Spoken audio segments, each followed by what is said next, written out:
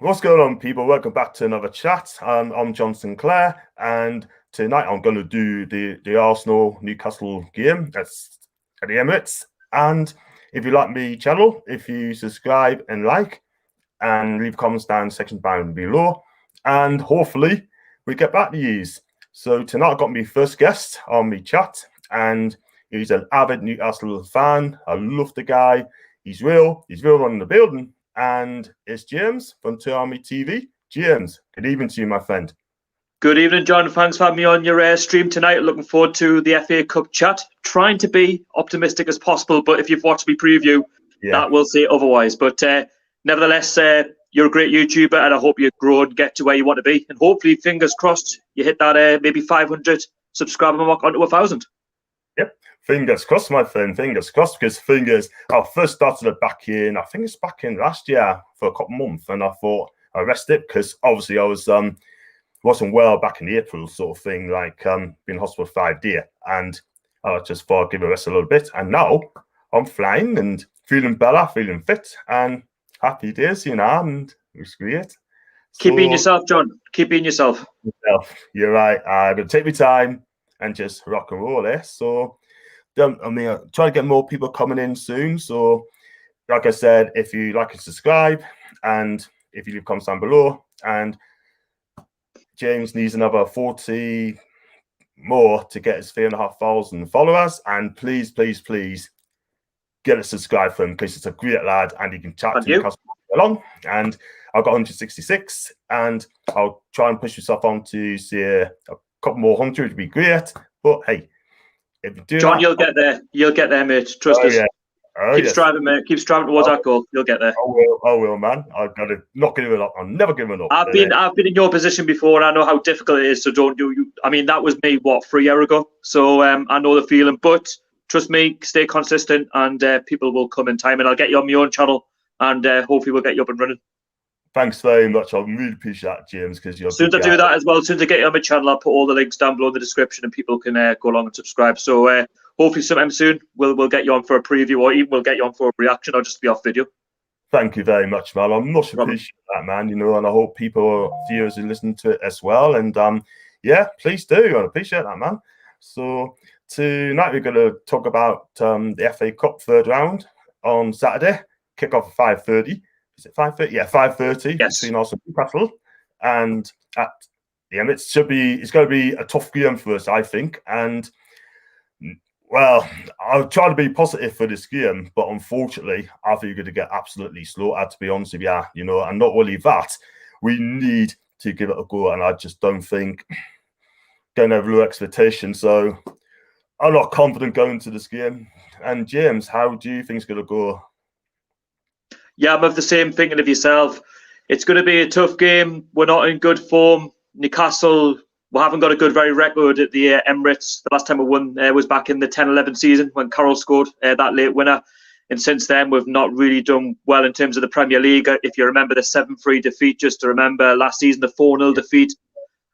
We've been given, let's be honest, the hardest of the FA Cup ties. And you could say, well, no, it's Man City or it's Manchester United, it's Liverpool. Well, if you look at the FA Cup history, it's actually Arsenal. They are 14 times winners. They are now defending the FA Cup, and they'll be looking to go again. And they've turned a corner as well. In the last 3 games, they're unbeaten, I believe. They've beaten the likes of Chelsea. They've beaten West Brom. I think they've beaten Brighton in that run as well. So it's no easy game for us on Saturday, and the pressure is well and truly cranking up on Steve Bruce. But for me, the big game is against Sheffield United next week. We come into the Sheffield United game later on, and how he's going to go to that game. And the draw with us made, I thought was the worst draw we could possibly get. He just said Arsenal has been 14 times winners the FA Cup, defending champions. They got a good squad of players there, and they had a rocky patch of late, and they turned the corner in the last 3 games. And who do you think should start for us? Would you play a strongest team out, or would you just play just a weakened team and just forget about the competition and just concentrate on the league? Yeah, I'm normally quite upbeat for the FA Cup because I do believe that there's magic behind it and that anyone could win it. Unfortunately, with the way things are going, we've put ourselves in a situation now where we're actually prioritising the Sheffield United game because we haven't done well over the Christmas. Okay, the last 3 big games that we had against the better sides, there was a slight improvement, but not much. It's a sad reality, unfortunately. But in terms of the squad itself, I wouldn't go strong. Personally, I wouldn't even play Callum Wilson or Joe Linton. Joe Linton, I wouldn't play because I don't think he's done nothing since Crystal Palace. Callum Wilson, I think, needs that break in terms of just to get his fitness back, just to get him, full swing, ready for the Sheffield United game on Tuesday, because that could make or break our season. But in terms of Arsenal, maybe bring him off the bench. I would actually start Andy Carroll and Dwight Gill up front, maybe in a 4-4-2.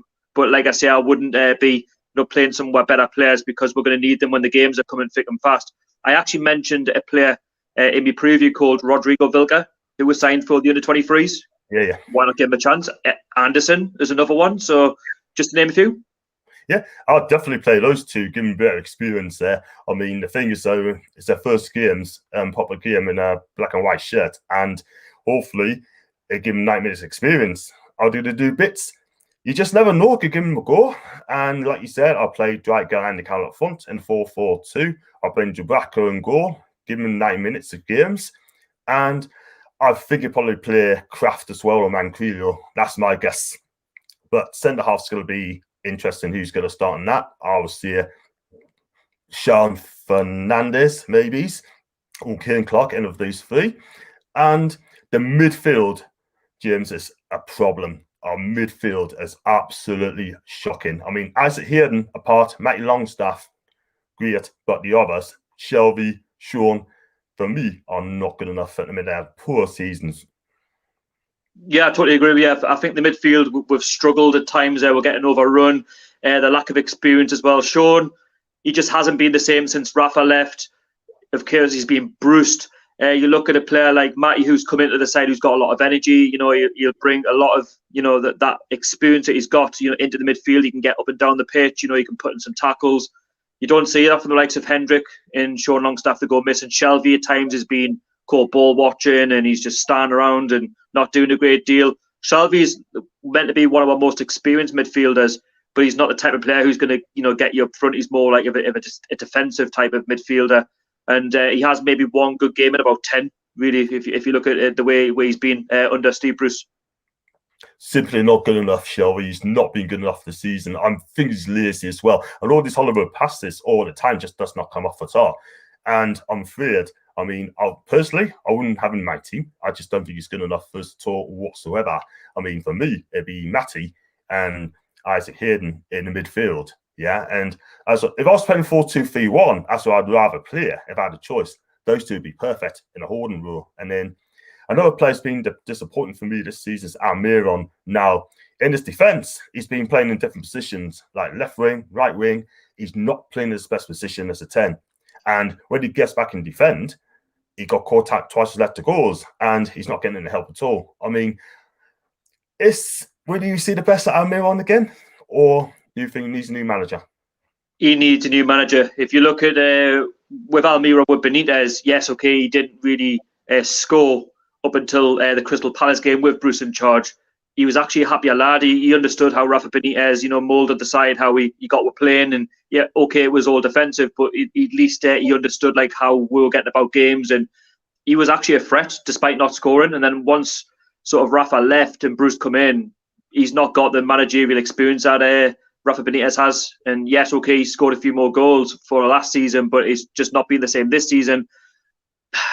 I think it is all down to the fact he's getting played out of position out on that wide side. For me, he's more of like, a midfielder, number 10, where he can get around the pitch and, make something happen.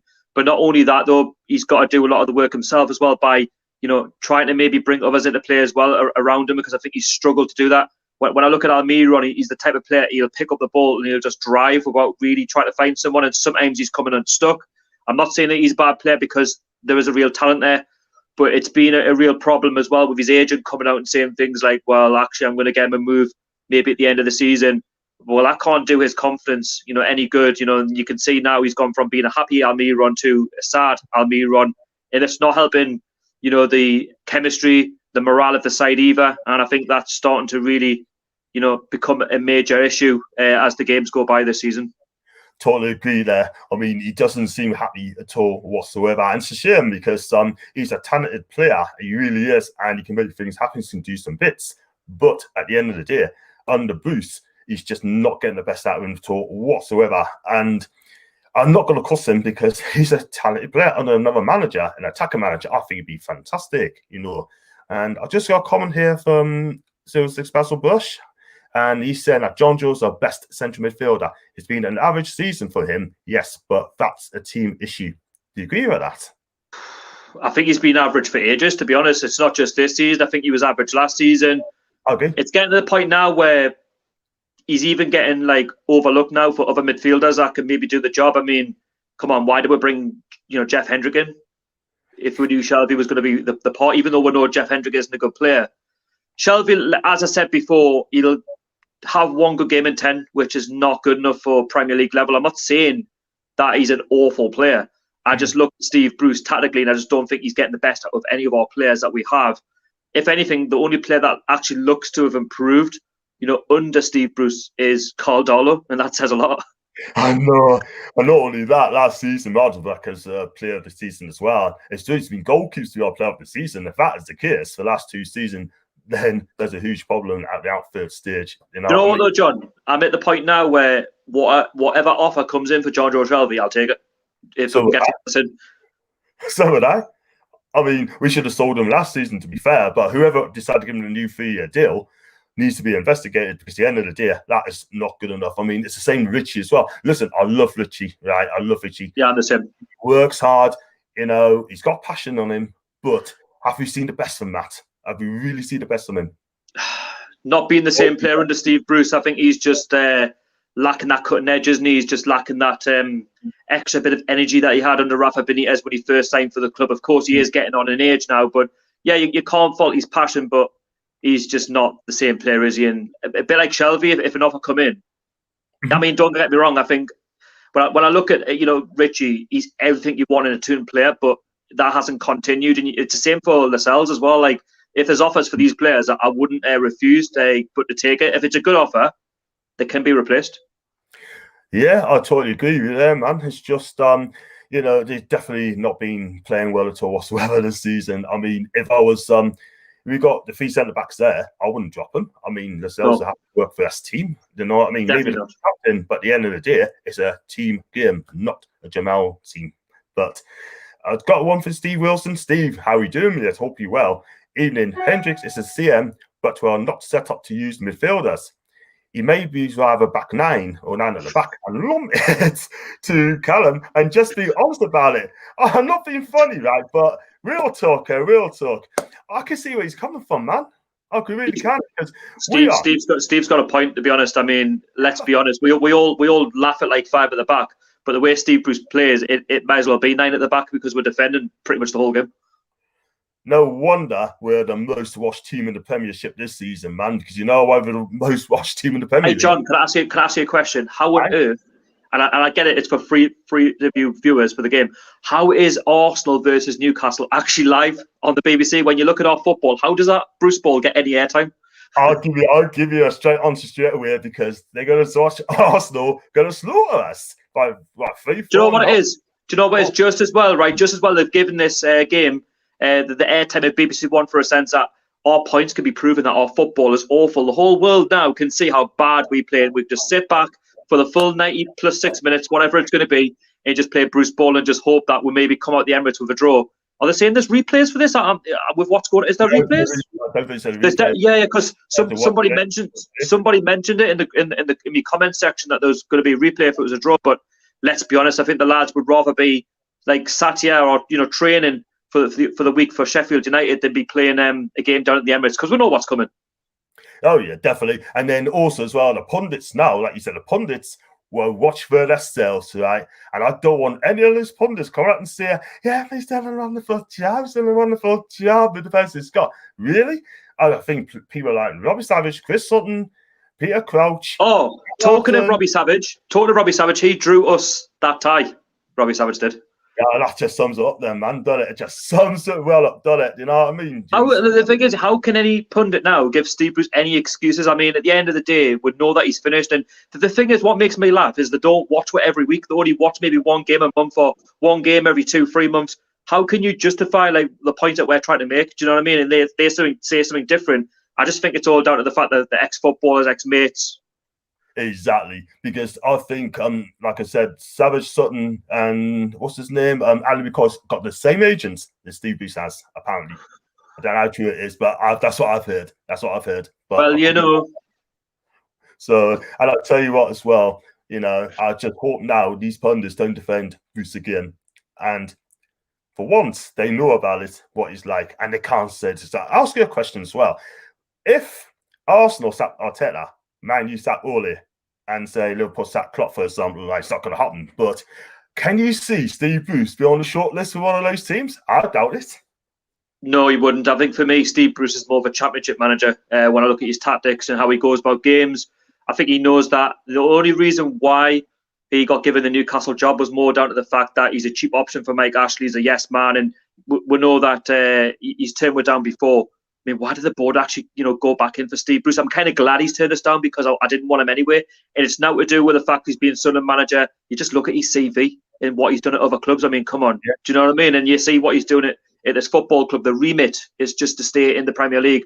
That, for me, was the final straw with Steve Bruce. Final straw. If it wasn't... Well, to be fair, the final straw was with Steve Bruce many months ago, but he's just basically put the nail in the coffin. Oh, definitely. Right. Shadow, I don't like. I mean, if he managed Sunderland as well, man, and he said one day, he said that managing Newcastle is not his dream at all whatsoever. It's not a dream for him at all. And we never forget that. And then a couple of years down the line, he takes our job. And what he's trying to do is going to take us down. If we lose on Tuesday, definitely going to come down in a minute. If you lose that game, I think if we lose on Tuesday, I think for me we're in serious trouble. I think for me, Steve Bruce's job is untenable. I've said this for so many weeks and so many months now. There's no way that he can keep his job. No way. No way. And you look at the games, 100% agree with you. Just a quick one from Steve, spot on from James from being pundit. I totally agree. And go back to the previous one, it's live because it's the end of our season, sadly, and I think he's right on both counts there. Well done, Steve. And if you look at the league table, we got to play Brighton away, Burnley away, not easy, West Brom away. And if we lose all those games, I'll tell you what, mate, we're going to be absolutely knackered. I'll tell you what it is, though, right? To the one game that I'm not looking forward to, if he's still here, is Sam Allardyce versus Steve Bruce, the two dinosaurs at work. Oh, man. Talk. You think you thought Crystal Palace was Jurassic Park? Well, I tell you what it is, when you go down the Hawthorns, it's going to be a 0-0 draw and maybe one shot on target for both sides, and that's how boring it's going to be. Exactly. But the thing is, let's hope he doesn't get this long, because I tell you what it is, any club in our position, if we lose to Sheffield United, right, if we have any sliver of hope of staying in the Premier League, he has to go, in my opinion. I don't care. They did it with McLaren, and okay, that was too late, but there's a time now to react. We've got plenty of games to sort it out. Totally agree, and it's no good hitting the bottom three and then second, because they will not be too little. We're relying on Fulham to do us a favour. Shocking, man. Fulham.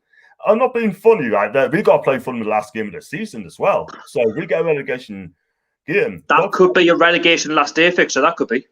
I don't fancy winning that game as well. Let's be real. Do you know what I mean? We just not going to fancy winning that game. Beaten on our luck. Would you play Joe Linton up front in a game like that? I certainly wouldn't. No, I'd rather play Joe. No, Joe Linton's that slow. I'd rather play him at the back. Yeah. Hey, I to defend this. Honestly, I look at Joe Linton, right? What does he bring to our side? Honestly, you tell me, what does he bring? And I'm not justifying the price tag, but even if you sign him for like 5 or 10 million quid, he's so slow. I'm not being funny, right? But I've tried to defend him, like, and I'm getting a lot. And again, people are slating me for cussing him out. I'm not cussing him out. I'm just being honest. This is real talk. Real talk. Definitely. I mean, I've tried to give him the chance to improve, a song. He hasn't done it. And I'm saying it live now. He is not good enough for Newcastle United. I'm sorry. And I'm sure there's Joe Linton fans out there. People like Alice is out there. You got Cameron who supports him. Listen, he ain't good enough. That's why I give him a 4 out of 10. 3 out of 10. And then John, I was offended, right, when he got given, when he kept his number 9 shirt. I would have given it to Callum Wilson. The guy can score goals.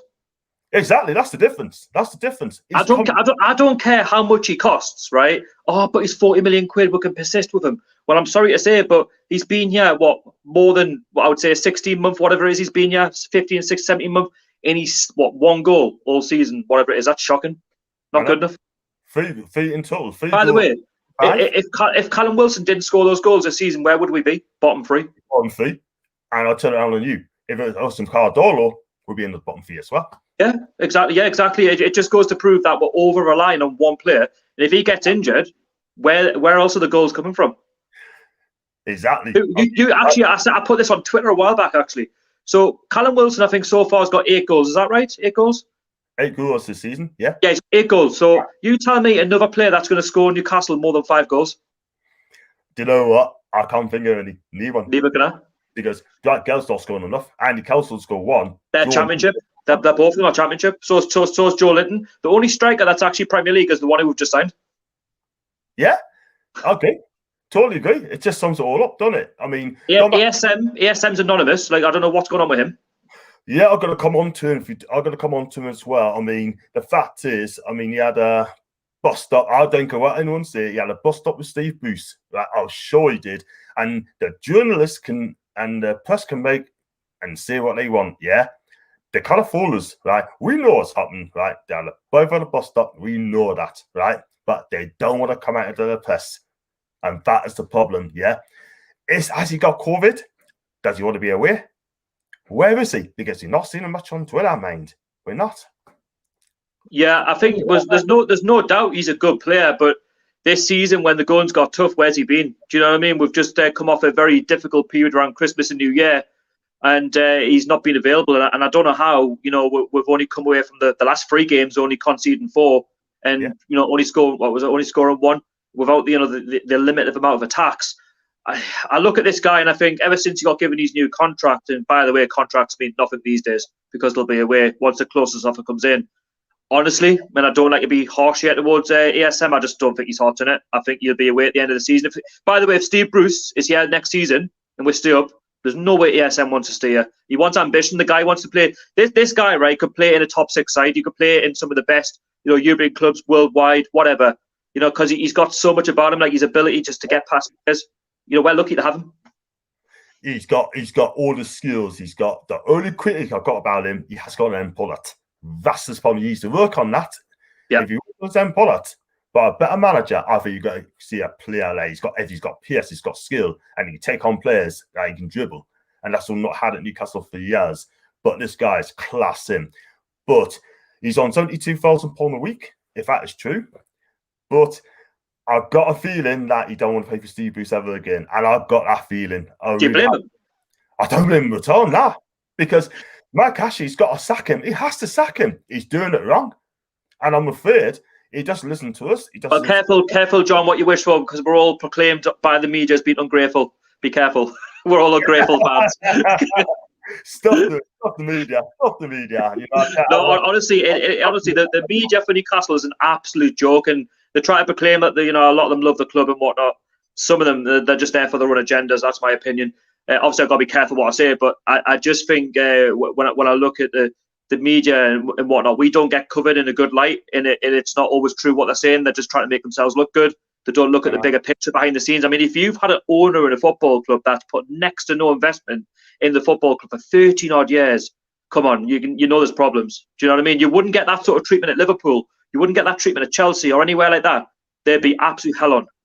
I totally agree. The fans would just try and get him out of the club and get someone, and then make sure that he's lucky, right? That we can't go to games right now and protest, because I tell you what it is, right? Bruce would not be in this club right now. He'd be gone, long gone. He'd be long gone. Playing football like that, you would not last 5 minutes. Nah, he'd be long gone. I mean, I watch a lot of Serie A football, Italian football, because I do love Italian football. Great league. And if Steve Bruce managed an Italian club like Juve, Milan, Inter sort of thing, do you know what? They turn into holiday sauce.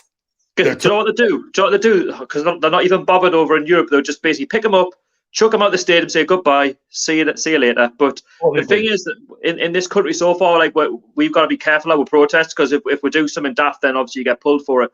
But honestly, for the game on Saturday, I think it's all going to be too predictable, and I'm waiting for the excuses from Steve Bruce, like, well, we're rolled with sleeves up, we really did try. Oh, dearie me. Honestly, that's what I'm expecting. That's what I'm expecting come 90 minutes when we get beat. Oh, but we tried. Well, not when you play 5 at the back, you're not. Exactly, and I don't trust him anymore. I never want him in the first place. When his name is mentioned being Newcastle manager, I thought, Christ, man, I just please. John, do you know what? Do you know what it is? Even though, despite when we got promoted with Rafa and it was mid-table football, when I was doing my YouTube videos, I was actually not that bad. I could tolerate what was going on, because we knew Mike Ashley was the problem. But when you've got Steve Bruce as your manager and he's making all these dinosaur decisions and nothing's changing, the football's the worst I've seen it. And when you're going to go 5 at the back, you've got to have a structure, you've got to be organised. And Rafa had that. He knew exactly what he was getting from each player. They would have to give 100%, otherwise they're going to get benched. Whereas with Steve Bruce, they're getting played not on merit, they're getting played just because they need to be played and squad rotation. But even players now, you can see in the body language that they're just sick of him. And if they're not looking like they're sick of him, it's because they've got to be professional. If you're a footballer, you've got to be careful with the media. But we know that there's deeper problems at this football club. But we know within the starting 11, or even those on the bench, that there's no there really. I think they can't buy into his tactics anymore.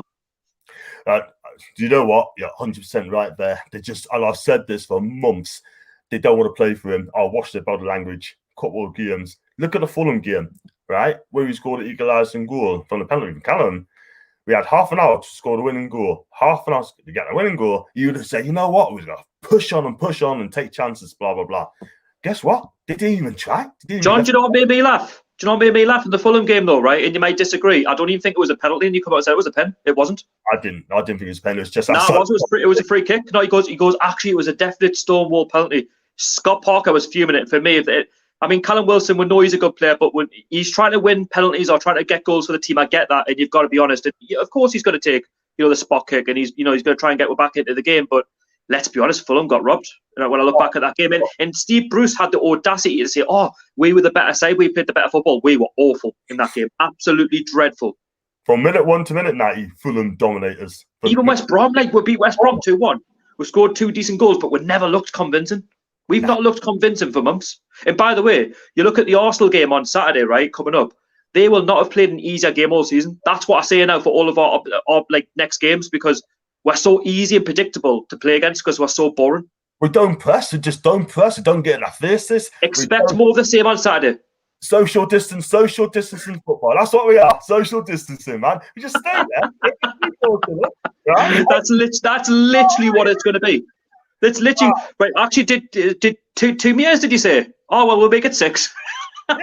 Yeah. Oh dearie me! Honestly, it's ridiculous. Oh my God! It's just crazy, man. I'm going to come to the Arsenal players in a minute to watch out for in a minute. I've got a couple of messages here. Right, fire away. And we've got Steve again. I'll be washing my hair for the West Brom game. Not one fan of Bruce's previous clubs has a good word for him. He's correct. And Russell, we've always seemed to have to rely on other teams to do us, fear us. We just said it. Fulham. Steve again, only seen Jordan play well once against Sheffield United at home. Yeah. Gail and Steve again to take over. We're going to talk about the takeover in a minute, man. It's just, we'll get back to that in a minute. But I will talk about Arsenal. And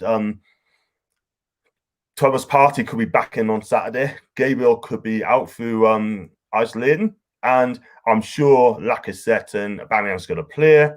And they got a young lad playing as well. Saka?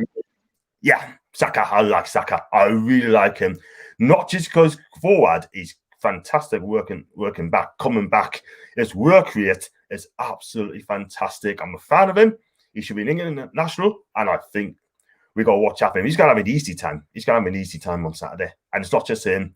I think Aubameyang, Lacazette is going to do bits. And yeah, I just don't think it's going to be a good night for us. I don't. Yeah, I think Arsenal could probably play their under-23s and it'll be an easy night for them. That's how I'm expecting it to be. It sounds really negative, but you've just got to look at the realistic big picture of what the club want this season is just to stay in the Premier League. And I've seen it all too much now with Steve Bruce that, we can't even compete with Brentford in the League Cup. Yes, we got to a quarter-final against Man City in the FA Cup, but I think that's as far as he could take us with his managerial skills. I think he does get quite lucky, actually. And we're done our best to try and bottle our way through to last season's FA Cup quarter-finals with the likes of Rochdale and Oxford, and nearly getting embarrassed by those 2 League One clubs alone, and West Brom. And the same with the League Cup. We've got quite a favourable run, and you try to bollocks that one up. I just think this is Arsenal's game, to lose now. I think they know that being the holders, that we're not in a good vein of form. And it's just our luck, actually, regardless of how we play, that teams like Arsenal, these clubs actually start to pick up a good run of form. 2 wins from 10 games from us, that's not great. And I think it's 6 defeats in those as well. But you're right. I mean, Arsenal's going to have fun. 1 win in 6 games in all competition. That's shocking. Shocking, absolutely shocking. That's a sackable offence, and the pundits are saying that Stevie's done a wonderful job. However, well, you know what it is, though, John? If we get beat off Arsenal and then we lose to Sheffield United, that's 1 win in 8. That's shocking. That's really bad. Like that for me, you wouldn't even keep your job in any other league, or even any other club in this. Even at non-league, you wouldn't even keep your job. You get sacked on the spot. But because Mike Ashley will know you're the cheap, all about the business, he'll not sack them, and it'll happen when it's all too late. And say, for example, if Fulham start catching us up, that's who we're relying on. As I said before, we're relying on Fulham not to get any more wins, and that's not going to happen the way they're well structured and organised. Fulham's drawn a lot of games as well, and they drew with Brighton at home, and they drew with us, and they had a brilliant result against Liverpool as well, all draws. And I think Scott Parker's doing okay. Do you know what? I wouldn't mind taking Scott Parker now, actually. Yeah. Give him the job. It can't be any worse than what we've got. I think Scott wants a project. He wants to know what he needs, and he don't want to come here as a young manager. No, I would give him it. I would give him it in the future. Like, say for example, we're going to take over and say it's not working for these new managers if they come in. I would just, you want a young manager, a hungry manager who knows the club inside out. Yeah, definitely. I'll agree with you. I mean, talking about the takeover, and we'll come out in a minute. Just one other thing: if Booster does get a sack, I wouldn't mind taking Thomas Frank. I mean, he's young. He's at Brentford. I don't think he'll go. But if they don't go up this season, and I believe they go up this season, they don't go up this season, and the takeover doesn't happen, I'll give him a go because he plays. I wouldn't disagree with that, actually.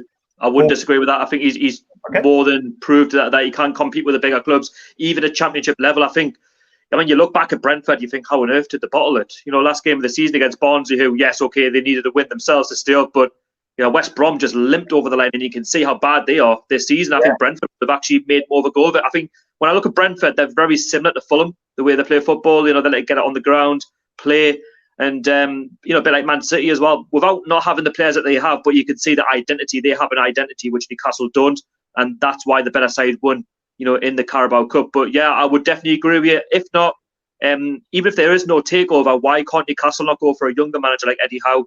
Or even, even Sean Dyche at this rate? I know, fair enough, there's just been a takeover of Burnley, but for me, he has to be one of the most underrated managers. Keeping Burnley in the Premier League with next to nobody. Yeah, I mean, again, Sean Dyche does play the long ball, but he gets results, and that is the thing. Do you know what it is, though? He gets branded for that, but you've got to remember he's got to get the best out of the players that he's got. But I reckon if, with this takeover now at Burnley, you might see a different structure. You might see that he can actually, experiment a bit more, maybe play attacking football. If Burnley stay up this season and you see that, the players coming through the door with this American owner in charge, then you'll see the difference. I believe you've got to give these managers a chance. But Steve Bruce, for me, honestly, John, I think he's tactically outdated. Finished. He's gone. He's finished. Just to be this last week. He's like in that line of managers like Mick McCarthy and Tony Pulis and Mark Hughes and managers like that who are just long done in the game. Sam Allardyce, Roy Hodgson. Listen, honestly, these managers are finished. Well said. The game's moved on. We need modern managers. Look at the young managers coming through. You got we're not going to get them. I mean, I watch Italian football, and there's a manager called Roberto De Zerbi. He played. Oh yes. Sassuolo, and I tell you, some of the football they've been playing this season and last season, absolutely special. Sublime. Do you know what it is, though, John? I get it that Steve Bruce back in his heyday was a centre back, but you don't use that in your management. You've got to play, better football. Yes, okay, you can have, a well-structured defence, but I wouldn't be playing this 5 at the back wing back system. We don't have players that can do 2 jobs at once, and it's been proven this season. Out for me, right? I don't mind losing games. But we always say we don't demand a team that wins, we demand a team that tries. Play 4 at the back, have a go, The same thing on Saturday. If we go down to Arsenal on Saturday, right, we get pumped 4 or 5-0, but we'll have a go. Then we can take something from that game and think, do you know what? There were slight improvements for Sheffield United. I'm actually quite confident because we're not going to play Arsenal every week. But as you mentioned, I mean, there's players in the Serie A who could potentially come into Newcastle to do a job. So these players that you're telling us, I mean, let's try and bring them in because they can't be any worse than what we've got. Totally agree. You're absolutely right. I mean, this is the thing. We're not asking them to win 4-5-0. I understand what you mean, but it's just not just the way you get beat, it's the way we get beat. We're just not showing any fight. There's no. It's done. Honestly, John, the game's done in 5 minutes. If we concede say for example, if we go 1-0 down in the first 5 minutes, I instantly think game over. Or if it's like say for example, we'll play Arsenal on Saturday and we're 0-0 by half an hour. Honestly, I'm at the point now where out of any manager that's been here, if we go 1-0 down at any point, I'm like, game over. We just don't look like getting back against. No, unless the comment before says we'll get a slice of luck. That seems to be you look at the games this season, you tell me how many games this season where we've actually played well, apart from West Ham and Burnley. The rest of them, for me, just haven't been up to scratch. I totally agree. These are professional footballers. Yeah, if you don't want to play for the manager, yeah, play for the badge, play for the fans. Stuff these Steve Booth. Stuff him. Do you know what it is? Do you know what it is, John? Deep down, I think they do want to play for the badge. They do want to play for the club. But when you look at the manager and he's that spineless, the way he goes about games, you can see why the morale's low. Exactly, and something's got to be said. There must be a meet of some sort. They must speak to Lee Charnley, but you've never heard from him. He just don't want to know. I mean, lack of communication. Yeah, exactly. Man, he's a director of football. You got to talk to the players. The most important thing for me is the players and the director of football. You have to have a communication, and there's none. Well, and Ashley doesn't care. You can link both clubs together because I think Arsenal have also got the same problem with Kroenke as well. But the thing is, why I don't go for them as much because they win things. They win FA Cups. We've gone 50+ years without winning anything. So I just think at the end of the day, maybe the media overhype Arsenal a bit too much, but that's just the way I see it. I just think if you look at the way Newcastle's been treated the past 13 years, it's been nothing but an absolute shame, an absolute sham at this football club. And the thing is, the longer he stays, the worse we get. And let's be honest, and I've always said this before, and I hope it doesn't happen now, but if we get relegated, we've been lucky to bounce back twice. I can't see we're bouncing back. I really can't. 100%. I cannot disagree with you on that one there. It could take years if we would get back up again if Ashley's still there. But what they probably do, probably invest the money sort of thing. But he should have done in the Premier League. Honestly, John, this championship's getting it's getting tougher now. You got to remember the money that's say these clubs who get relegated, for example, Huddersfield and West Brom of the past, Fulham of the past, and they've bounced backwards and forwards into the Premier and out of it. The parachute payments, it's working in the championship. It's making it more competitive. More than ever before. If Newcastle were to go down, we're competing with clubs, for example, like Norwich, who have been up and down in the Premier League. They've got parachute payments. So it's not getting any easier. The TV, if anything, is actually helping the championship be a bit more competitive. It's a strong league. It's a strong league as well. Even under Rafa, we didn't make it easy. No, he didn't. I mean, I'm glad he steered, and it must have been a shock for him. But he got there, and he got us out of the league, and it was a tough start for him, but. Once you hit the top of the table, we never look back. Honestly, John, I worry for us. If we're in that relegation fight come the end of the season and we go down, I don't even want to know how next season will go if we went down. If you kiss the takeover goodbye as well, because they're not going to buy a takeover in the championship. You not get $1 million for the club. There's no way the club is going to be half its value, and the value would just drop. Just drop. And I just don't think Ashley will the club. I mean, he's going to make us suffer even more and more and more because we, as fans of Bella, we want to see success at the club. We're a big club, yeah, but Ashley is treating himself like a League One owner. Do you know what I mean? Well, we're a business. We're basically business FC as usual. And then if the business suffers, then obviously we know what's going to happen. Do you know what I mean? I know. Yeah, at least. I totally agree. It's going to get worse. It's just going to get worse. I got a message there from Steve. He's on about takeover saga. It says the takeover saga showed a lack of respect the press has for the fans. We are deluded idiots and should be grateful for a bid from Henry Maurice. Now I'm sorry, Steve. I'm not having him there. and Arsenal could play their over 70 fees and win. Do you know what it is? They probably could, to be honest. They really could. I mean, like George Graham. Get them out of retirement, bring them in. I'll tell you what, there can't be any words against us. I totally agree, man. You got Steve Bruce honestly at the end. Well, you know, they were better. They've got more experience than us, mate. They're about 63 now. Come on, sort yourself out. Exactly. Also, you're controlling midfield. You got Bob Wilson in goal. And listen, I'm sorry, but you're right. Class, man. And then Steve Bruce as well. He's history anyway. But talking about the takeover, right? I mean, again, it's January. There's transfer deadline. Well, it's a January window, and every time that comes up, the takeover's going to come in as well. Can you see a takeover happening this year? It's a difficult one, isn't it? Because we don't really know the ins and outs. I know there's a court case going on, isn't there, with Nick DeMarco, obviously one of the best when it comes to law, and he obviously sorted out the Manchester City problem, with UEFA and whatnot. Now, for me, I'm quite on the fence with it. Of course, I want the takeover to happen. I'm like any other fan. I want Mike Ashley out the football club, and I want him, just to get this deal over and done with, because I'm sick of hearing things like, this is what he wants the club to be sold for. Then, he's pushing out the boundaries for a bit more money and whatnot. If that's the set price, let's say we stay in the Premier League, say if it's 350 million, get it done. And if there's been peace made between Saudi Arabia and Qatar as well, so that can only help things. Yeah. Now, in terms of it happening this year, I'll let you, John, fingers crossed, because at the end of the season, we need, a direction. We need to, compete, with that top six. And I don't agree with how the Premier League, work things, especially with Richard Masters. I don't think he's really helping things, if you know what I mean. And the way they've, conducted themselves, I think, has been quite poor.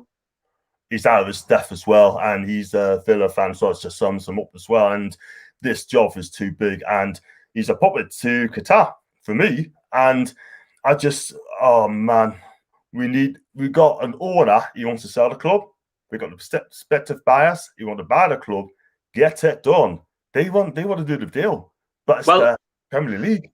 Is it not? When you look at this January window, when the media are coming out and saying things like, even Steve Bruce actually said it himself, in his press conferences, we're going for loan signings. We're not going to, buy in players who, have a price tag.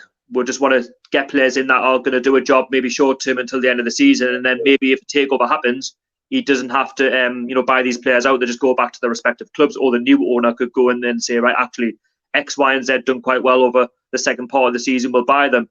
That's why I think we're all going in for loans now, because we know he wants to sell the club. And you could say, well, is the pandemic a reason why this is happening?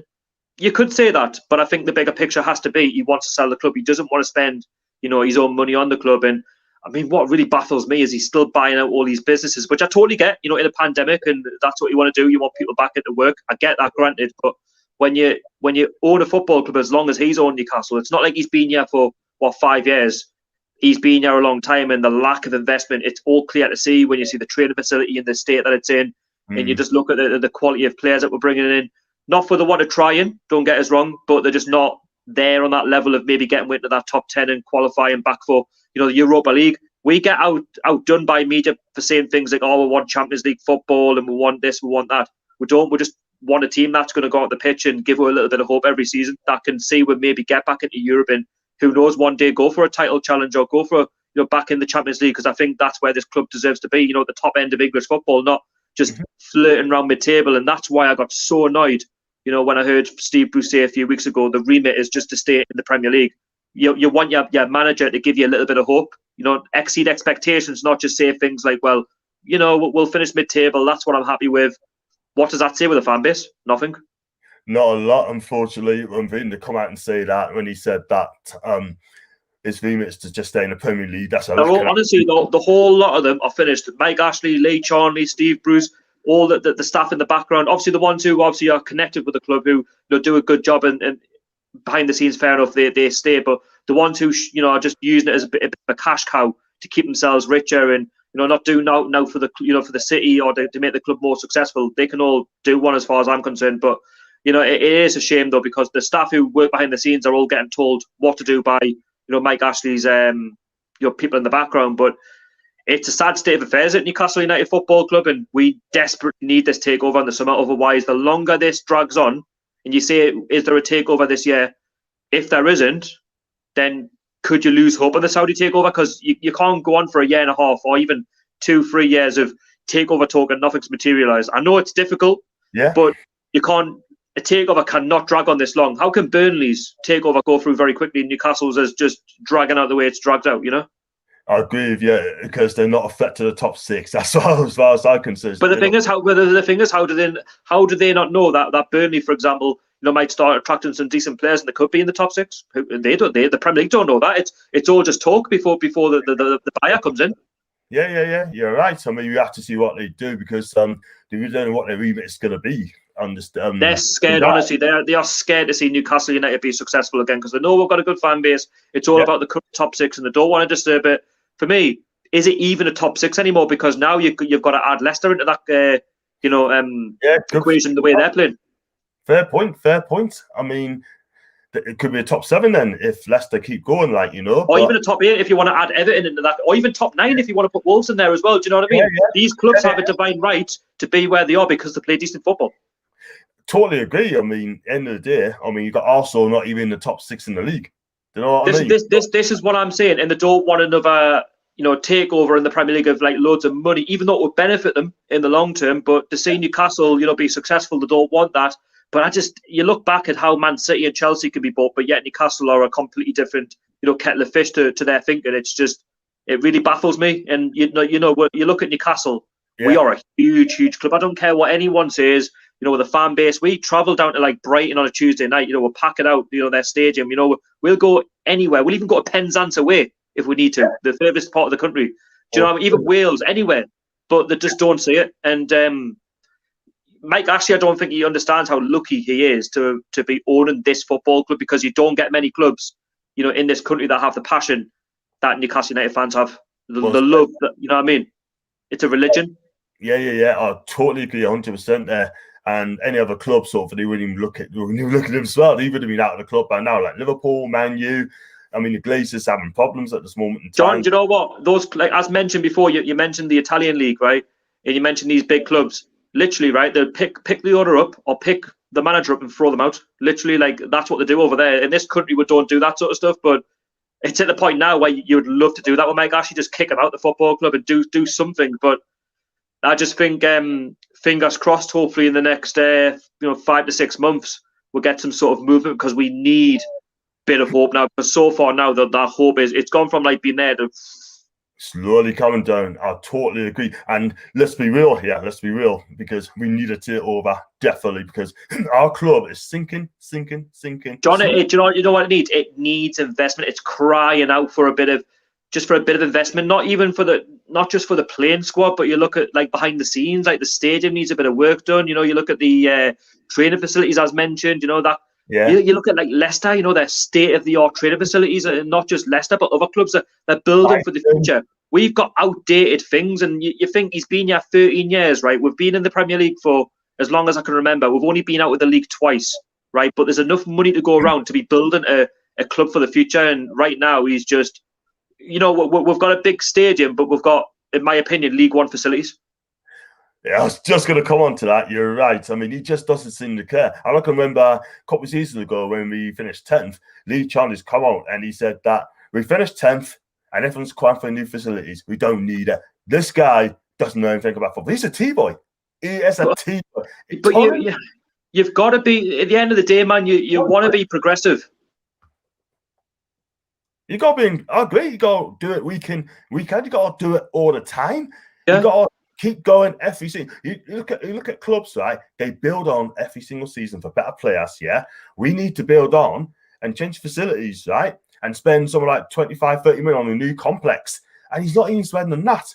John, we've got more than enough space around Newcastle to be building a new state-of-the-art training facility. Even if we have to leave Benton, maybe even go near the airport where there's loads of space, or anywhere, you know, around the Jesmond or Gosforth area. There's plenty of places where Newcastle could build a state-of-the-art training facility, right?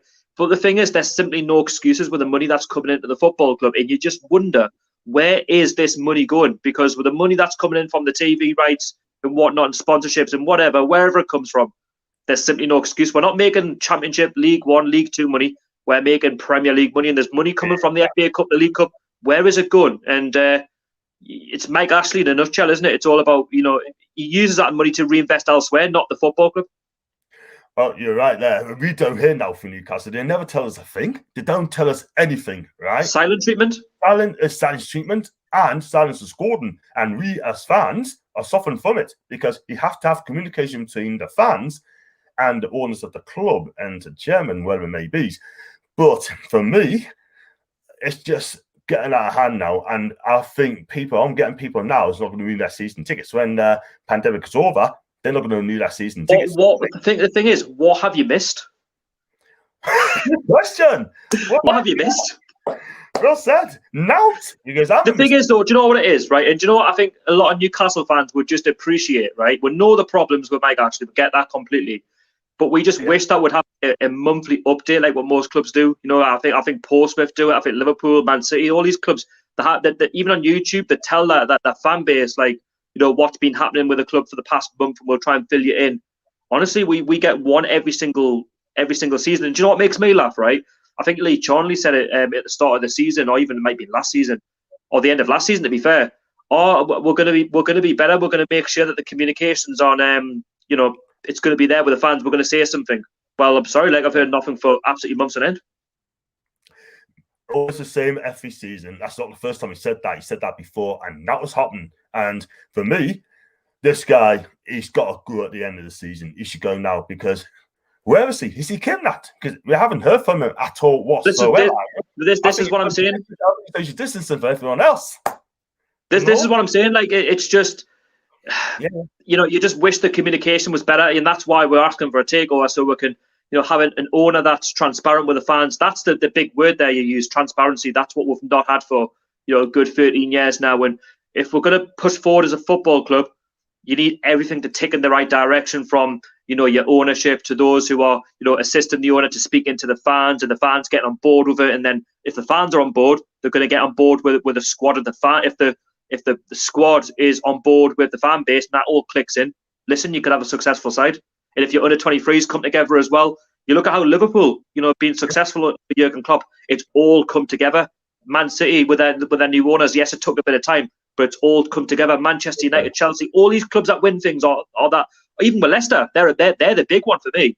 It all comes together. With their owner, he came in and they got that promotion, and they've just built. And we know we're not expecting Leicester to win the Premier League every season, but they're building all the time. Do you know what I mean? They're basically reflecting us, being around, those Champions League spots, because they keep building on the season that they've had. They're not just like a one-season wonder. The Champions League, Europa, they want to build all the time. That's where our fan base want to be at, not just accepting the fact that the money's coming in from the Premier League and just battling, these clubs at the bottom. Because for me, I think we should be doing a lot better than we are. We're massively underachieving. We're a prestige club as well. We should be building and building and building every season. We have better players, and the fans will come back. Look at the fans. Ashley has lost 10,000, and they're giving 10,000 season tickets away for free. But it's more down to the fact of Sky as well. When they're panning around the stadium and they see all these grey seats, well, it's because the fans have had enough. I boycotted last season because of Steve, not because it was Steve Bruce, more the fact of Rafa's treatment. I was planning on back for this new season, but obviously the pandemic's obviously continued in. Well, do you know what it is? Just as well I haven't, because what am I missing? I love the club to bits. I want to see the club do well, but with a football that's on show, you're going to be paying 30, 35 quid for that. I mean, I've seen better football games down in non-league for less money. Same here. I mean, the standard of football in the Championship as well is much better, than the ones that are better watching them than us at the minute. I totally agree, man, because it's getting worse. It's getting worse and worse and worse. And there's no identity in the team. There's no style. There's no. Nope. It's a joke. It's a joke, man. And it's just going to get worse. We're a club at the minute on rock bottom. This guy, as long as Steve Bruce is our manager, right, it's going to get worse. The players are not going to play for him. The players are not happy, right? We can see that. Okay. Look at ASM. Themselves not happy. There's a few other places not happy as well. It's a joke. And something needs to happen, man, because if they don't, like you said, it could stand. Do you know what it is? He's just as well. The only thing that's going in Steve Bruce's favour now, he's lucky that we're still in this pandemic where we can't get back into grounds, because of course I feel for those who are suffering right now, but as football fans we want to get back into the stadium to get behind the side, because it's not the same. But that's the one thing that Steve Bruce is getting away with, the fact that fans aren't in and they can't vent the frustration, because let's be honest, it was happening under Alan Pardew in times, it was happening under Steve McLaren, even John Carver, and they didn't get away with it, and they finally told after Bournemouth, and it took them longer than normal. But I tell you what, I just don't think Steve Bruce would be manager now if fans were back at the stadiums, if it wasn't for what was going on now. He'd be done. He'd be done a long time ago. He'd be done, because they'll have to listen to the fans and not him. He'll never, honestly, Steve Bruce will never win me over. It doesn't matter what he does, he's finished as far as I'm concerned. Done. He's done. He's done. And if he loses on Tuesday, I mean, I keep saying we've got to come at the Sheffield United game. I'll just give me this message quickly, and then I'll come to the Sheffield United game as well. And Steve said he lives at Huddersfield.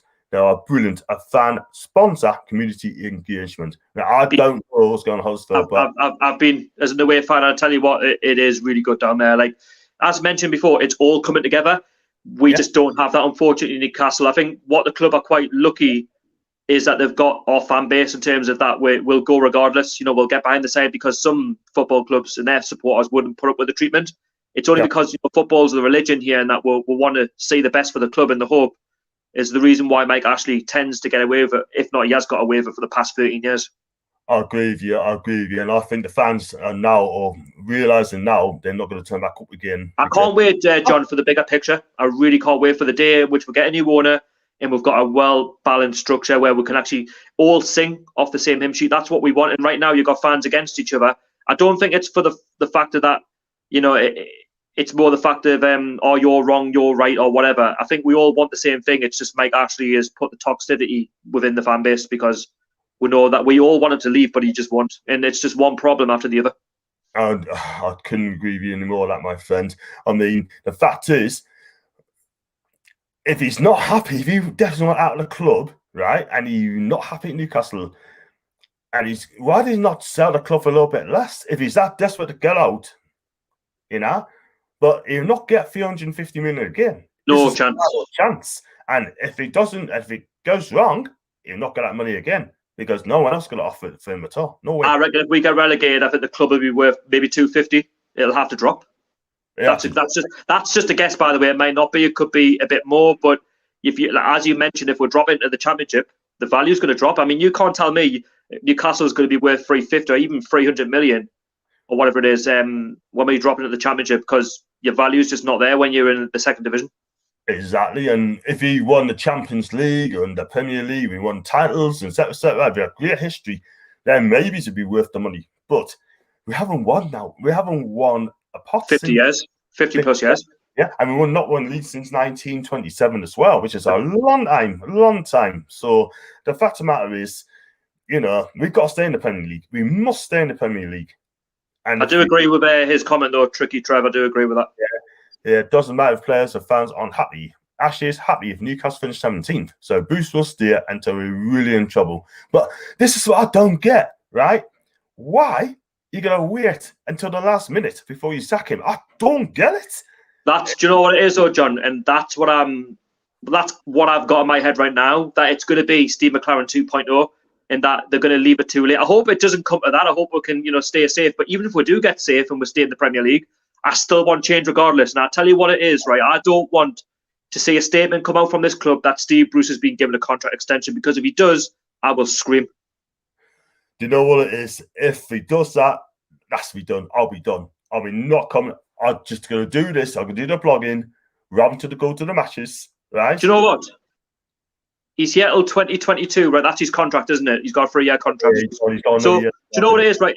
As much as I don't want him to be at this club until 2022, I could persist with that for if it means that we're getting a new manager after that 3-year contract, and say Mike Ashley leaves, I could persist with that. That's another year, but again, it's another year of Steve Bruce, isn't it? And that's not what I want. Do you know what I mean? But but what I don't want to see is for the club to say, well, he's kept in the Premier League and we've had a couple of quarterfinals. That's not, he deserves a new contract. He doesn't. He's done nothing. It doesn't watch us at all. It doesn't watch it. If you got us to 2 semi-finals, I think if you got us to 2 finals, it's the style of football we're not happy with. We want to see a team that plays with style, There was a big opportunity lost against Brentford. For me, that was our chance to get into the final of the Carabao Cup. Yes, we could have played Tottenham, it could have been Man City, Man United, but on any given day, we've proven that we can't beat the big six sides. Yeah. And there was a big chance wasted. That, for me, was a waste. I mean, if you've obviously would have seen the social media for yourself after the Brentford game, and it was an uproar losing that game. I mean, everyone was just taking the piss out of her. I know, my Twitter feed crashed that year. I'm telling you, Again, social distancing football, man, And it's just every single week, it's a broken record. We're talking about the same old problems. I know. But what I can understand is if we had a go, right, if we had like 20 shots on target, 10 on target, battered them, and then Brentford scored in the 95th minute to win the game, I'll be got it. But I just say, look, it just wasn't our night. I can turn to you and say it wasn't our night. We gave it a right go. But how many times this season have we been saying things? It's not our night. We gave it a right go. We've been unlucky. We haven't said those. When we get beat, it's not just to get beat, you get beat well. Have you seen the stats? Yeah, that's everything. They're the worst in the league. Yeah, and yes, these punters saying Steve has done a wonderful job. I mean, the possession absolutely stinks. I think we'll get between, 25% and 30%. That's shock for Premier League level. And this, by the way, this isn't just against the top six sides. This is against the sides that we should be putting to the sword. For example, Crystal Palace, who yes, we did beat and we got a lucky 5 minutes at the end and got the 2 goals. But any given night, that could have been a 0-0 or a different score for Crystal Palace. But even clubs like West Brom, you're seeing West Brom dominated. You look back at those stats, they dominated us in possession. West Brom. You're right. You're right there. It's just crazy, man. Absolutely crazy. And we had 12% against Man City in the second half. I mean, 12%. Do you know what? Man City, I can understand the way they play in Leicester and whatnot, these sides at the top. But when you're playing the sides like Aston Villa and whatnot, and you're getting totally controlled, even at home, it's embarrassing. There's problems, right? When even Fulham and West Brom, right? Both these sides have been promoted this season, have outpassed you, or they've outdone you in possession. You're the home side, and we beat West Brom. Again, like Crystal Palace, on a different day, West Brom could have actually nicked an equaliser. They were well more deserved to get an equaliser in that game. Okay, we got lucky, and we got the win in the end with 2 good goals. But that's the thing this season. Luck has been on our side, and now Lady Luck is starting to run out. I know. Look at Everton. We played an unstrung Everton team. We won that. We play them again now at home. Do you think we're going to win 2-1? No chance. No chance. We're going to Charlton's back. Hammers is back. DCL's back. And we beat Burnley 3-1, right? It's St James's. Do you think we're going to get a win at Turf Moor? I don't.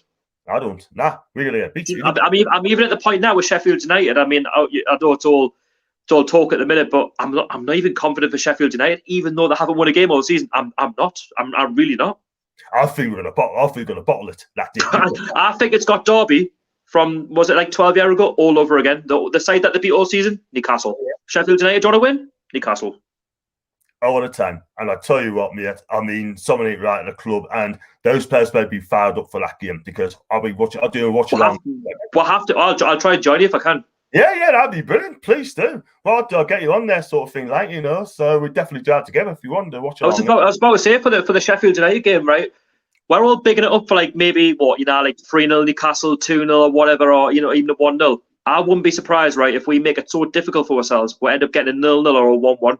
Even that's not good for me. Even a draw for me is. I know it's a Bramall Lane, I get it, but that for me is not good enough for Newcastle United Football Club. No, not at all. We need to win that game. It's win or for me. It's win or bust. It's win or bust.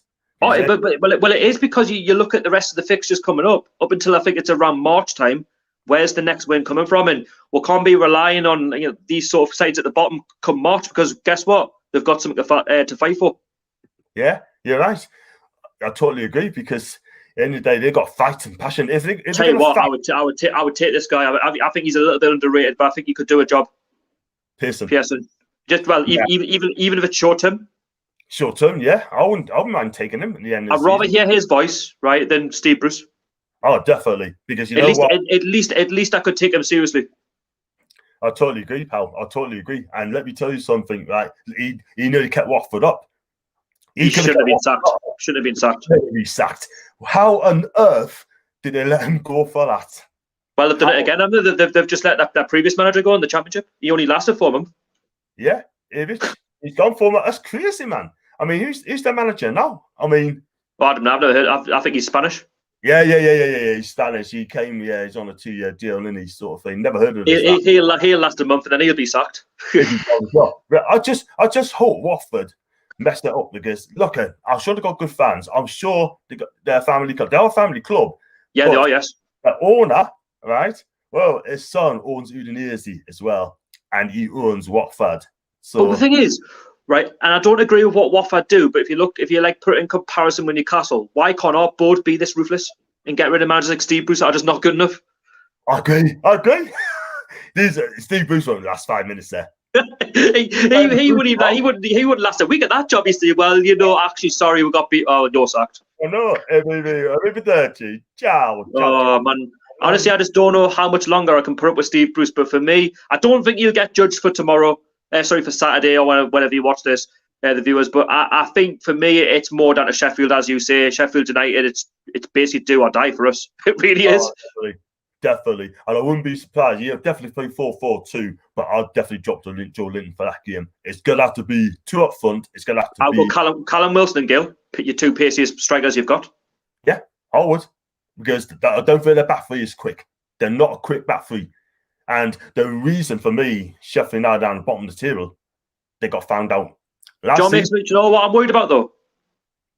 For Sheffield United, I think he's going to play 5 at the back because I think he's worried about the way they're going to go for it. I think he's going to be worried. Well, I hope that does not happen. But the way Sheffield United, I mean, they're looking for a win desperately. So they're going to look at Newcastle and think, actually, they're not on a really good run of form. We've got a chance here at home, right? Steve Bruce could go 5 at the back, and if he does, that is really going to pee off a lot of the fans. I totally agree. And we'll be watching for that. We'll be definitely watching that game together if you fancy watching it. And I'll be in. I'll join you. What I'll do, I'll get I'm going to be on like half an hour before the kickoff, and maybe 45. That's what I used to do. Just before I stopped doing them. I just once I got bored of them, I just want to watch the game more than anything. I do as well, man. And it's because the reason why I do it is more the fact of so I can review the game properly, so I can talk about it rather than just say actually Newcastle played well, but we actually didn't. I'd rather see it, analyze it. Yeah, I agree with you, man.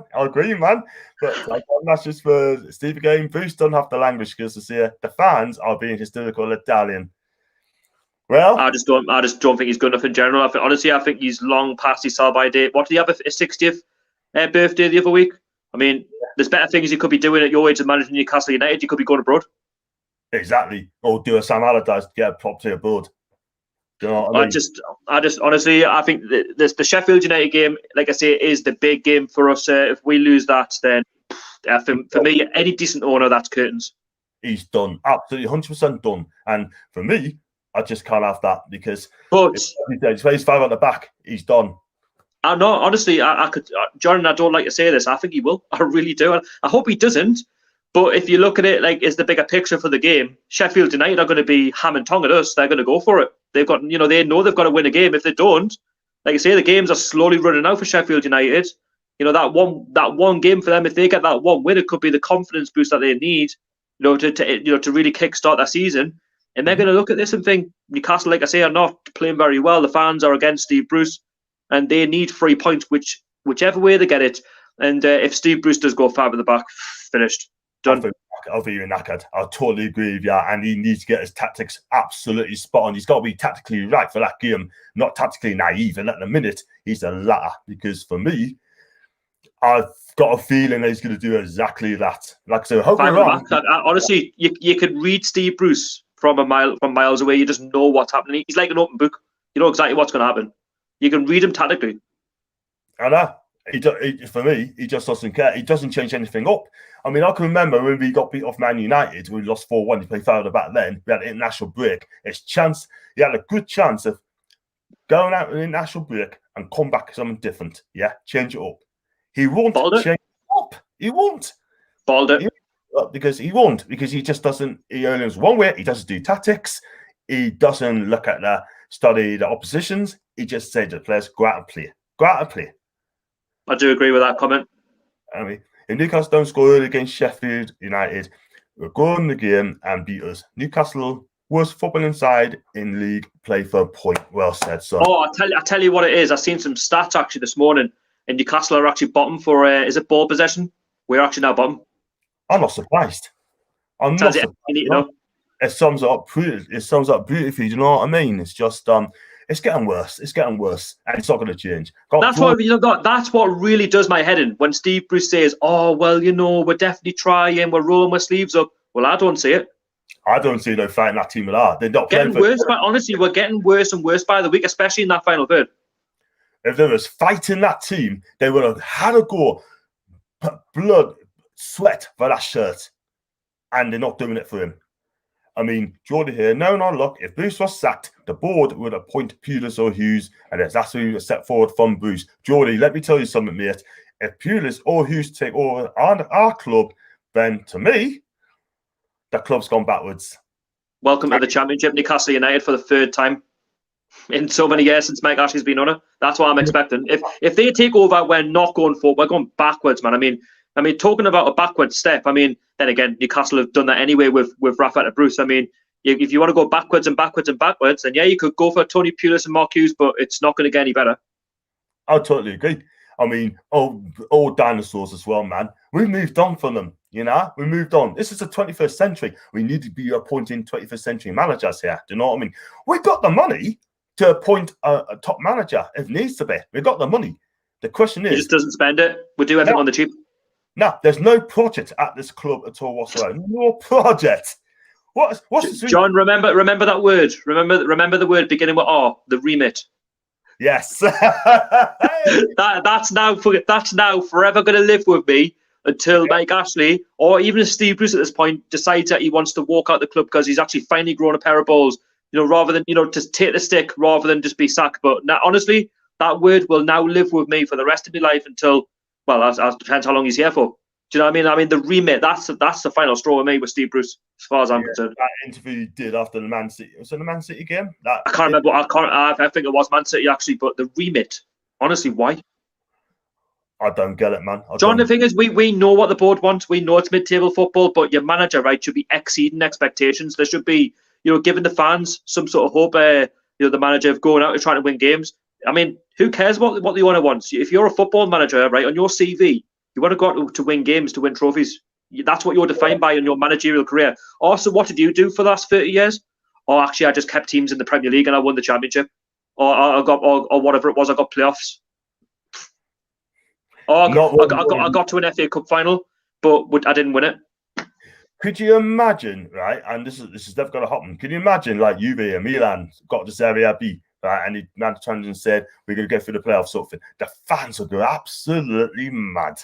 Oh, this is the thing. That's why Bruce is so lucky that we're not in the stadium, because, I mean, we're the most patient fan base. I mean, we've proven that, over the past 13 years.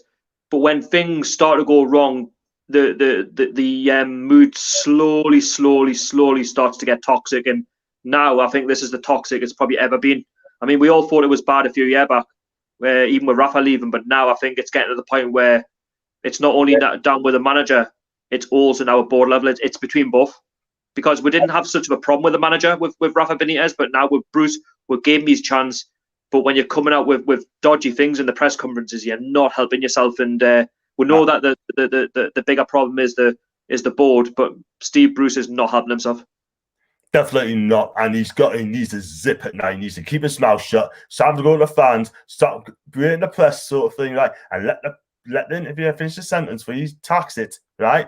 But I don't know if you've seen this, that when Lee Ryder asked that question after the Brentford game, I don't know if you saw it.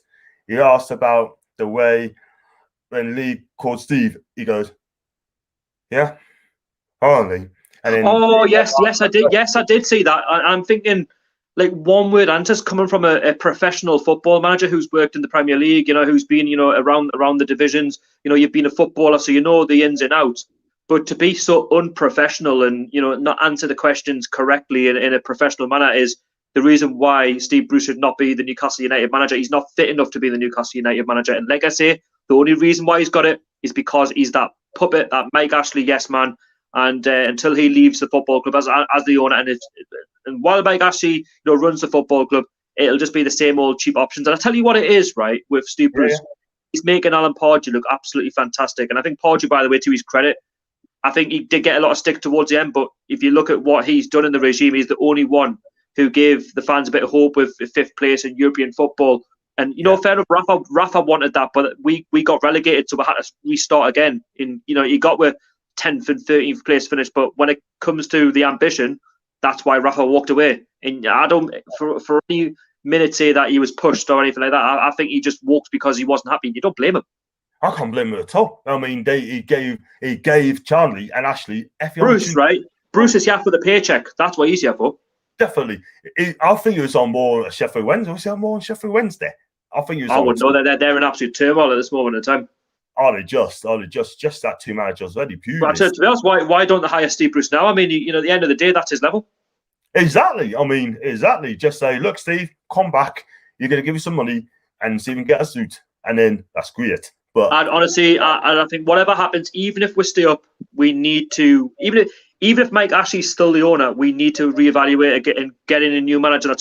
We are looking for fresh ideas now. Of course, I want both to happen: the takeover and for a new manager. But let's say Mike Ashley doesn't sell the club, because we've got to look at it like that as well, because he's not budged, for the past 13 years.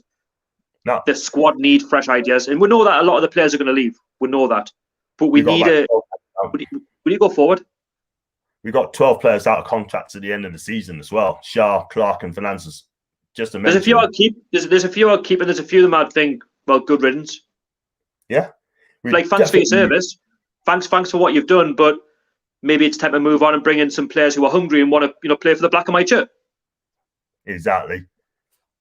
But no. I'm hoping against Arsenal on Saturday night that we have a bit of that we're just looking for a bit of hope, man, aren't we? Do you know what I mean? I mean, that's the sliver of hope that we've got for Saturday. But for me, I can't put it past an Arsenal win. I really can't.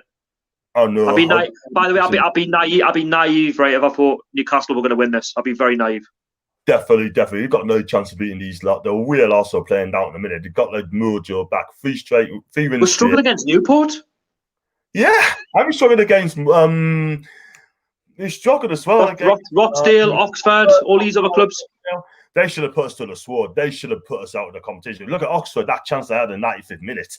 Great chance, all on one, and Darrell saved that again. It's pathetic. Honestly, it's absolutely pathetic. But like I say, for Arsenal, for me, there's only one winner. And it's like any opposition we play up against, they're not going to have an easier game all season because, like I say, managers that come up against your manager, they want to see how they play, but they want to be surprised. Well, there is no surprises with Steve Bruce. You just know what's going to happen. It'll be 5 in the back, and Arteta will be like, right, get at them. Exactly. And just do your study them. But you won't do that. And I'm doing the press conference reaction tomorrow, so look out for that, please. And I love doing press conference reaction. And I'm going to see what you have to say.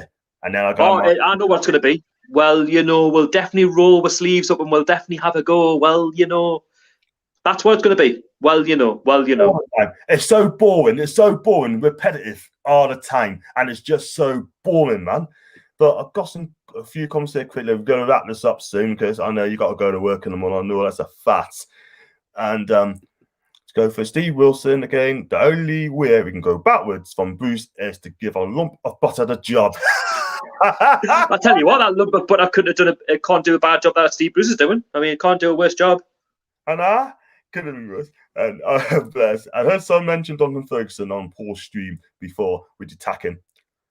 He's got a Jonathan Ferguson. Do you know what? Do you know what it is? Right, it's a funny one. You should say that. I remember when he was interim manager at Everton, and to be fair, his passion when Everton was scoring was quite good in the dugout. You want someone who's going to run around a bit of not go over the top, but what it meant to him, and he's got a connection with the club. So do you know what? Even for like short term. You want someone just with a bit of passion. You know what? A bit like Jurgen Klopp, who, he goes to the fans, he claps them. We had that with Rafa as well. You want someone who's going to get in with the fans and, and feel the passion for the city and, for what it means to play for Newcastle United. With Steve Bruce, we'll have someone who claims that he loves and supports Newcastle United, and I don't agree with that whatsoever. I just think he's just there for his paycheck, and that's all he cares about. And like I say, he slates the fans every single week, and that's the last thing that you do. If you're manager of the club that you support, right, you don't slate the fans, because I tell you what it is, we know more about this football club than he'll ever know. He played for Manchester United, right? In the stuff that he's done in his managerial career, he can't see anything about our football club. He's very lucky to be managing this football club. Totally agree, man. I mean, there'll always be a Newcastle long before Steve Bruce goes. Let's put it that way, and he's got to remember that. Well, hopefully it's maybe Wednesday morning we're getting a statement Steve Bruce has left. Yeah, we're both watching. Obviously, don't get me wrong. I want to see we do well on Saturday, but I know that's not going to happen. But you want to see we beat Sheffield United. But again, I'm so reserved in it. But honestly, the day I see the statement come out, Steve Bruce has lost his job. I mean, yes, you don't like to see a manager lose his job, but I think he's been in this job far too long now for someone else needs a chance. And the players are not doing it for him anywhere. And I'm not going to say that's a shame because he knew he's not only just lost the dressing room. I think he's lost everyone. Let's be honest. Yeah. And and there's one man and there's one person who cannot see that, and that's Ashley. Because to me, he doesn't care. And I think you know what? He's even lost the media team. He can't even like you say in the questions. It's one word answers. He's lost everyone. He has. The players, the media. He's not that. He's done, and he's under pressure as well. You see his face. He knows it. Man. He knows it. And do you know what it is? I've never been so vocal about a manager, but for me, I mean, I thought Steve McClaren was bad. I mean, he took me down, but Steve Bruce for me, no. Not for me. He's finished. He's done. Got one here. I've got to wrap this up quickly. Would you take Chris Wilder if he was sacked? Yes, 100%. I don't. But when I look at Sheffield United, I just don't think it's his fault. I just think that they've been found out. That's what happens to a lot of promoted sides that have a very good season because they don't know how you play and they're very surprised. And then obviously when you beat them, say if you beat them twice over that season, they then know how you're going to play a second season. So Sheffield United are kind of like Huddersfield, Reading, all those clubs that have been in and bounced up and went back down again second season. So I think that's what's going to happen to Sheffield United. But you never know, stranger things have happened. But yes, I would. Well, I've seen teams pull it off before, but this time. But Chris Wilder, yeah. I mean, would you take him? I think I'd give him a chance. Why not? Oh, I would as well. Give him a chance. I am a one for. I think he's done more than enough to take his hometown club to the Premier League. Keep him up. You've got to give people a chance.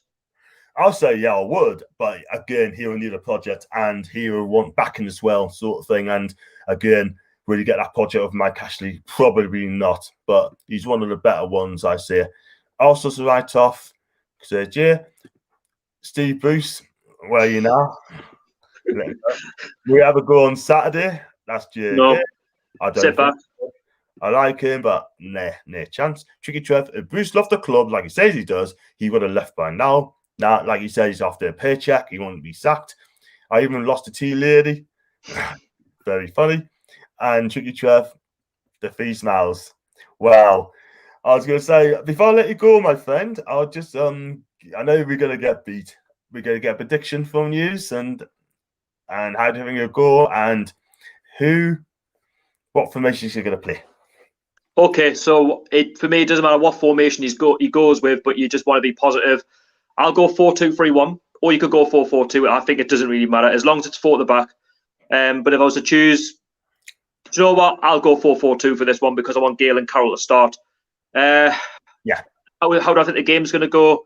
First, maybe 10-15 minutes is going to be interesting, but I think if Arsenal start the game well and the control it, I think it could be a long evening. But if we start well, you just don't know where the game's going to go, but I think we will get picked off. Unfortunately, as said in my own preview, I've gone for a 3-1 to Arsenal. I think we've got a horrible record down at the Emirates, and as long as we keep the scoreline down, then that's what it's going to be. I'm going to say, before I make the prediction, I've got Liam, NUFC Life, Brandon Williams confirmed for NUSC. Looks like we signed him. I think, it's been the talk. I mean, is he what we need, though? Well, he's a left back, isn't he? He's a left back, and the thing is, I get these loan deals, but he's from Manchester United. Do you really think that he's going to stay here beyond the summer? No, you go back. Yes, I get a short-term cover, but I'm more for like if you're going to bring in a left back or even a right back, if his quality, you want to be getting them on maybe a 2-3 year contract. I am a total disagreement of these long-term contracts that the players get, 5-6 year deals. But Brandon Williams, he could come in and do a job. I won't disagree with that. I just think you want to maybe get him in on a maybe 1-2-3 year deal. Give the lad a run out with some games. And yeah, I totally agree there because last season we had 3 players on loan. One of them was used as a pre-season training, Benton led. And Danny Rose came in 2 summer rest. He made Teko Sumo. And Lazaro, I thought he was unlucky because he's not been playing games. And that tells everything you know about Steve Bruce. He doesn't like skillful players here. and I didn't think he got anywhere. So yeah, no say he comes into the club. I'm gonna say 3-0 to Arsenal.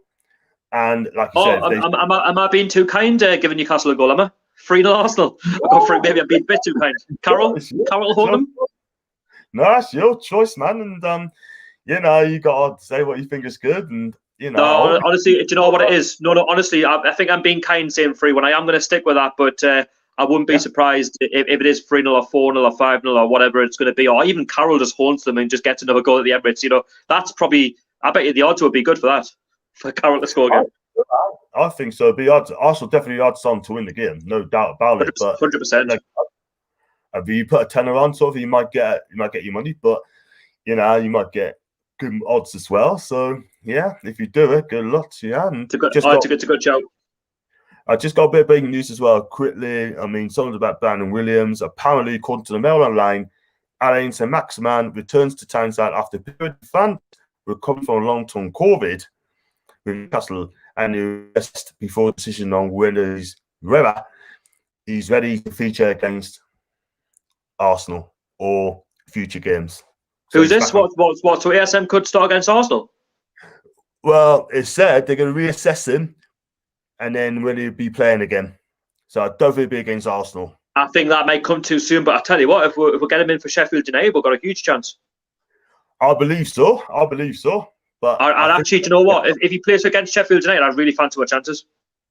Definitely, because he's got a great chance there. Because I like him, and he'd be like a new signing, to be honest with you. Do you know what I mean? But it's a first game. You want to ease him in properly. You don't want to chuck him in the deep end. Do you know what I mean? Because no.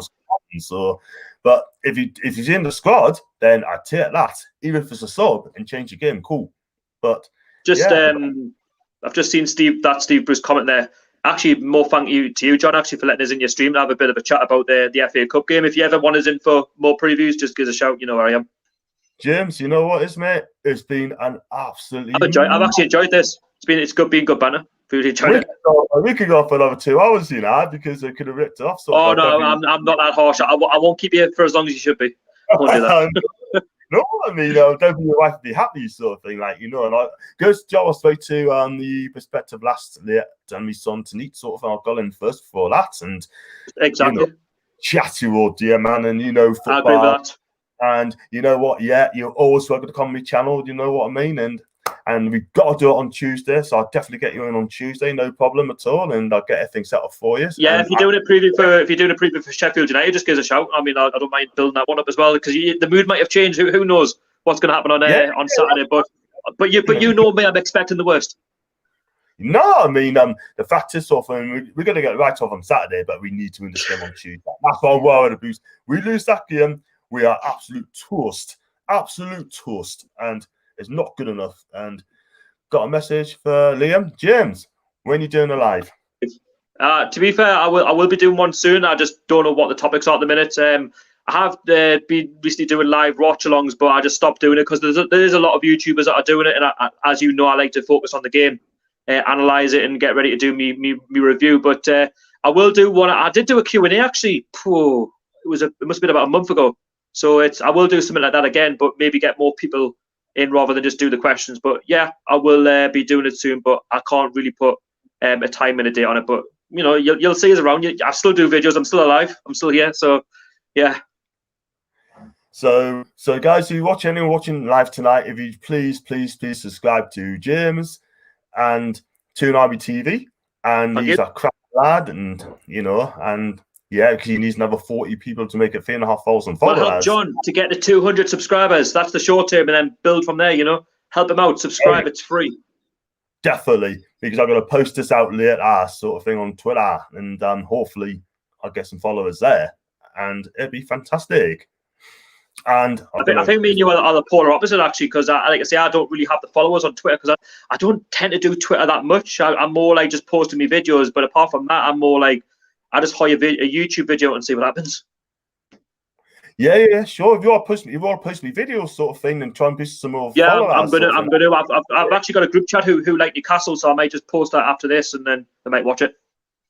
Please do, man, because at the end of the day, it's just I'm going to keep doing this, and I love doing this, and I think it's fantastic. So seeing that Aaron's John Huddersfield. And I think there's one Do you know more. what? He's left the shackles at Newcastle United. The guy's going to get a chance at Huddersfield, so good luck to him.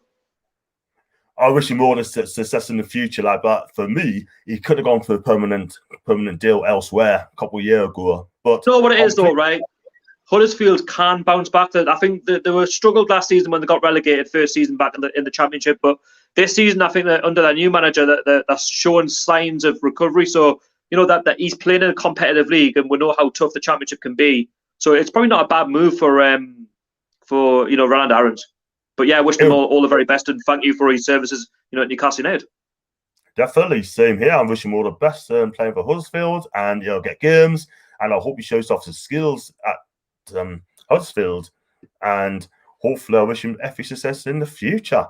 And the last one, Steve, good banter, lads. Enjoy the game, Steve. You're welcome to come on my channel anytime you want, and I'm sure I'll be back. I'm sure we'll be doing some more videos like this in the future. Definitely. And what I'm going to do as well, just before we both go, I'm back on Saturday to do a live watch along for the FA Cup game against Arsenal. I'm going to do a live watch along on Tuesday against Sheffield United with James, and it should be a cracking. So please join us for that. I'm sure it'll be fantastic. And my guy there in the building. And yes, thank you very much, John. Much appreciated. Thanks for your time, and it's been a really good stream tonight. Really good chat there, and long may your channel continue to grow. And like I say, we're all Newcastle fans. We all want the same thing, and we could all engage like this. It's been fantastic. So yeah, hopefully the first of many more videos like this. James, it's been an absolute pleasure, and you've been a breath fresh on me, sure. And thanks very much for joining, and let's hope we do it again. And we got to do it more times. And can you please, if you subscribe to Toon Army TV with James and John Sinclair, which is me, and the more subscribes we both get, the better. But until then, guys, who's watching us, enjoy your evening. James, enjoy your evening, mate. Yeah, see you later, mate. All the best. All the best to you. How are the lads? How are the lads? How are the lads? How are the lads?